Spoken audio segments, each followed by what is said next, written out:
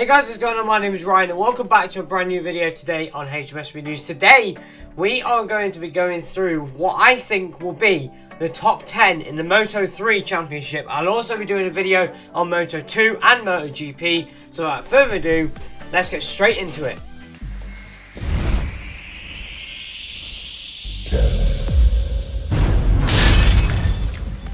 So, in 10th position for the end of the 2017 Moto3 World Championship, I have picked John McPhee or Gabriel Rodrigo. Now, Gabriel Rodrigo showed some good form in 2016. There was a few races, Catalonia I think was one of them. He was pretty strong. However, he just crashes a little bit too often. So if he can just calm it down a little bit, think a bit more before he makes these actions, I definitely feel like he could have a very, very good season next year and creep inside the top 10 and even maybe get on the podium or even maybe win a race. You never know in Moto3.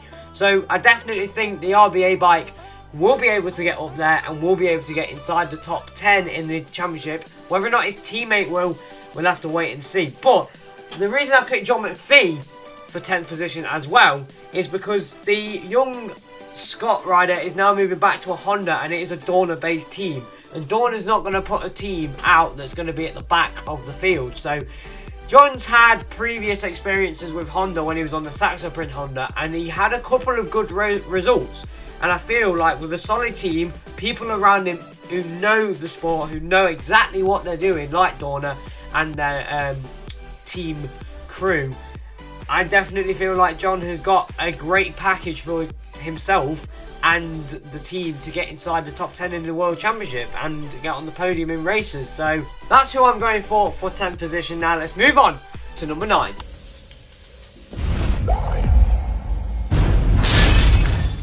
Now for number 9, I have picked Bo Schneider and Lorenzo Dalla Porta. Now Schneider will be finishing his rookie season. Well, he's finished his rookie season. He'll be starting his second season in the sport with the Red Bull KTM IO squad. And he had, what, 2 podiums in his rookie season, which is quite promising. He had one at Silverstone and one, I want to say Assen, but I'm not too sure on that one. But, yeah, I definitely feel, after his rookie experience, I definitely feel he will be able to maybe prove people that he can be worthy of a top 10, top 5 in the championship and maybe challenge to win some races this year. He's got a good team around him with the reigning world champions Red Bull KTM, and he's also got a strong teammate next year in the form of Niccolo Antonelli. So it'll be interesting to see how much Bo learns off Antonelli and Antonelli learns off Bo, but I definitely think Bo Schneider will be able to get inside the top 10 at the end of 2017.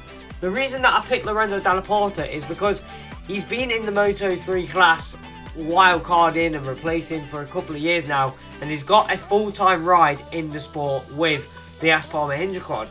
And now we saw the Aspar Mahindra squad last year and the year before getting better and better. We saw Bagnaia win a couple of races, I think it was 2 or 3 races in 2016. So I definitely feel that that team's going to be strong, and Lorenzo Dalla Porta has got the capability on a decent bike to finish inside the top 10. Now, I know he had the wildcards with the Sky bike and didn't do too well. He was running inside the top 5 at Sepang and then crashed at the double right-handers with a lot of other riders. But I definitely do think that Lorenzo Dalla Porta will be able to get inside the top 10 if he just has a solid season and thinks about everything that he's got to do. And that way he'll get inside the top 10. Right, moving on to number 8.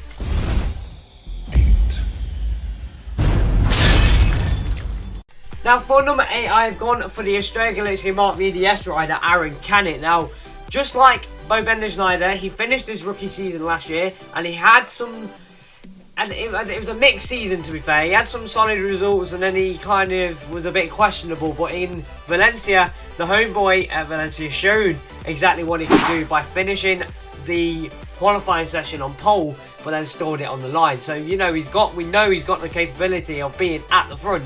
But I think next year, with a bit more experience and a bit more knowledge of the bike, tracks, etc., I think he definitely will have a good shout of getting inside the top 10 on a decent bike, which is the Estrella Galicia. Very much like Bo Schneider, he also has a very strong teammate next year as well that he could learn a few things off in the name of Enea Bastianini, who's stepped up from the Grassini squad to the Estrella Galizia squad. So it's going to be very, very interesting to see what Aaron Canet adapts from him and whether or not that can help him get inside the top 10 in the Drivers' Championship. 7. So for 7th position, I have picked Andrea Migno. Now, the Sky Rider has been a little bit up and down. He had a decent season last year, but I feel like he could do a bit better. So I'm going to put him down for 7th in the championship at the end of 2017. Now, Andrea Migno ended the 2016 season in 17th, behind 2 rookies of Bo Schneider and Aaron Canet. I do feel like he'll be able to do much better than that next season. I don't really know why he struggled so much last season, but I do feel like having only 2 riders in the Sky VR46 squad next year, I do kind of feel like maybe, you know, it'll be a bit more equal. There's not as much going on and not a lot for the mechanics really to worry about. When Rossi's worrying about 3 riders, he can focus on 1 rider now. He can kind of say, okay, Bulega, you're doing this, but Migno, I'm going to focus on you and get you up to speed. So I think definitely with Rossi's back in and, you know, a lot of the crew and that, Uccio, blah, Max, blah, blah, blah, I do feel like they can definitely provide Migno with a bike to get inside the top 10 and hopefully get inside the top 5, but I can only see about a 7th or 8th position in the championship for him next year. Now, moving on to number 6. 6. In number 6 for 2017, I have gone for Leopard rider Johan Mir because he had a good season last year. He won the Grand Prix at Austria and he was the top rookie of the season, beating Gian Antonio and Bulega. Now, he finished 5th last year, but I do feel with just the level going up a little bit, I do feel like maybe he will just go, I don't know, I just feel like he'll be left behind a tiny little bit. So I still feel he's going to be winning races and he will win a championship in the near, not too distant future. However, I do feel it won't be next year just because of the level of it, the riders and the other riders coming into Moto3 or coming back to Moto3 in Fanati's case. And I do feel like they will just stop Mir from getting just creeping inside the top 5, so that's why I've gone for him in number 6. 5. So in number 5, I've gone for second Sky VR46 rider Nicolo Bulega because the young Italian is very promising, but I don't know if he's quite there to get inside the top 3 in the title fight, but I do feel he will be solid. He will be fighting for wins, fighting for podiums, but I do feel like maybe just because he's slightly younger, I do feel like maybe he will just be lingering a little bit, and I feel like he will be down in 4th or 5th position. So I'm going to say 5th and 4th could be swapped around. So next rider could be 5th and Bulega could be 4th. But I just don't know. I feel like these 2 riders next season will be pretty equal. So without further ado, let's move on to that rider. Number 4.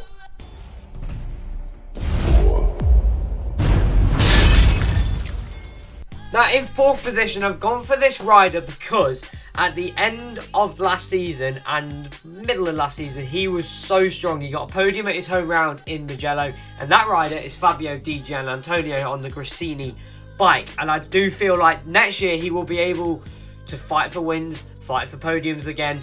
And not sure whether or not he'll fight for the championship. I think it will be Bulega against Di Gianantonio against Mir for that 4th, 5th and 6th spot. So I think next year is going to be really interesting to see what were the 3 rookies of this season fighting out for what would be the 4th position in the championship. So hopefully they can prove me wrong and Bulega and Di Gianantonio can get inside the top 3, but we'll have to wait and see. So without further ado, let's move on to the 3rd spot in the World Riders' Championship for 2017. 3.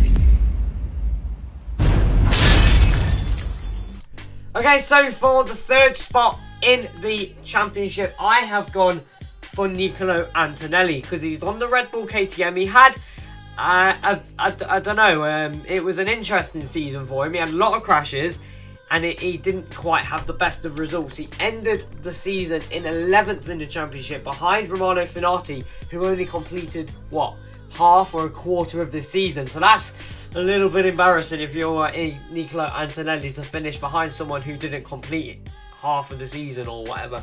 So yeah, pretty embarrassing for him, but he is on a very solid bike next year. Like I said earlier, with Bo Schneider, it is the reigning world champions old team, so we'll have to just wait and see what happens for that.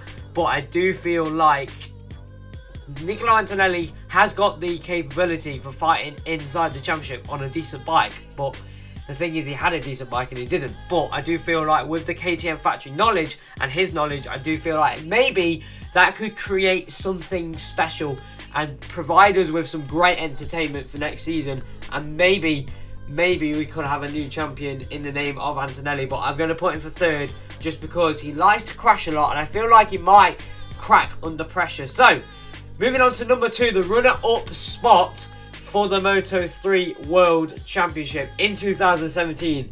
Let's go. 2, Okay, for the second position rider, I have gone for none other than Romano Fenati, because he missed out that season and half the season at the end of last year. But I do feel like he's got something of it. He's not coming back to finish, you know, 5th or 7th. He's coming back to win titles. But I do feel like maybe just that little bit of off-season outside of racing might just hold him back a little bit. However, he proved he was very, very quick at the Jerez test that he had for Moto3 and Moto2 back in November time, I think it was, whilst they were testing at Valencia for the MotoGP. But I do feel Romano Fenati will definitely outshine his teammate Jules Danilo, but I don't know, he's on the same bike as Antonelli was on last year, and Antonelli was, like I said, he did some decent races, so we'll just have to wait and see. But that's why I'm going for him for number 2, just because I feel like that out of time racing, I feel like maybe that might just set him back a little bit, but I highly doubt it. So without further ado, let's move on to who I think will be crowned the Moto3 2017 World Champion. 1. Okay, so here we go, the big one. Who will be crowned Moto3 World Champion in 2017? And in my opinion, it's going to be none other than Enea Bastianini. Finished second last year, and I do feel now he's on the Estrella Galicia bike. He's on a full factory Honda squad, you know, no messing about. I feel like he will have the potential to win the World Championship next year. He was quite far away from it last year, but he was second position. But Binder was just absolutely metronomical, whatever.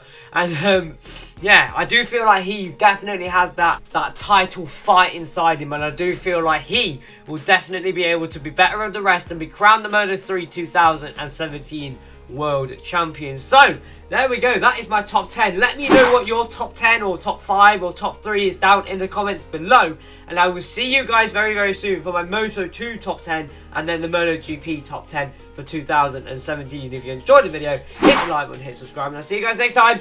Goodbye.